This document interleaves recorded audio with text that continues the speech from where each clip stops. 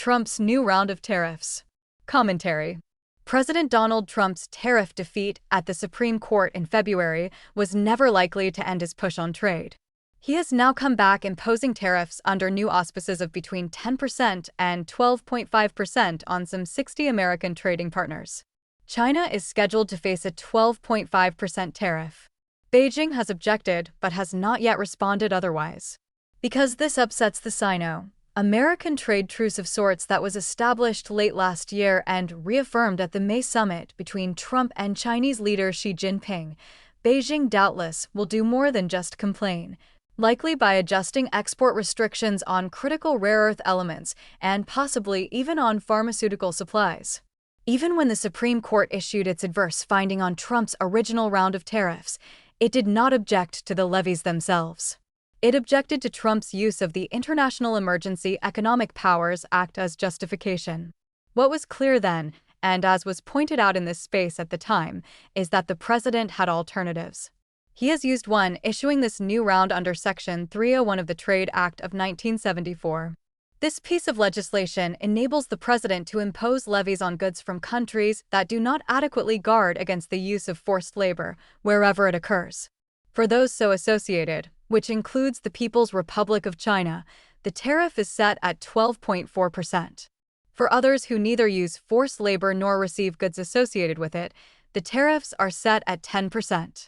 These levies replace the now expired 10% across-the-board tariffs that Trump imposed right after the Supreme Court decision under Section 122 of the Trade Act.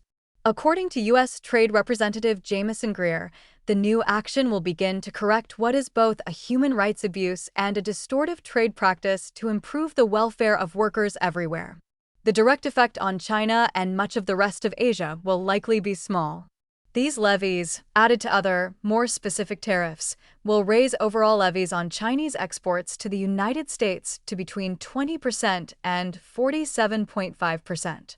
Though not a small number, these new levels are considerably below the 125% tariffs Trump first imposed on China in April 2025. Even at this, China, as well as other Asian trading partners of the United States, enjoys tariff carve-outs for most types of electronics, from consumer devices to semiconductors, products that are especially important to Beijing.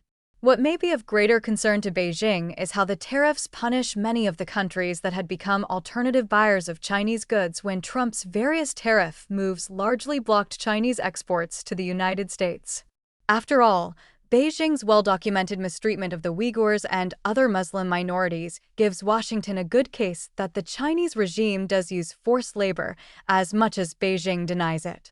Beijing's fear could lie in how buyers of its products other than the United States, places such as Switzerland, Singapore, and others that buy Chinese exports or transship Chinese goods, including electronics and pharmaceutical inputs, might rethink their relationship with China rather than face a 12.5% tariff on their exports to the United States. Beyond lodging complaints, Beijing has yet to respond to Washington's latest move. Most other nations have talked about negotiations instead of retaliatory tariffs. China could go a similar route. Beijing probably will apply pressure on Washington through its control over the global supply of rare earth elements, as it did late last year and again at the May summit between Xi and Trump. China might also opt for limits on exports of pharmaceutical supplies, of which it has a considerable part, but so far that has not been mentioned. Either way, this latest Trump move is far from the end of the ongoing Sino-American trade saga.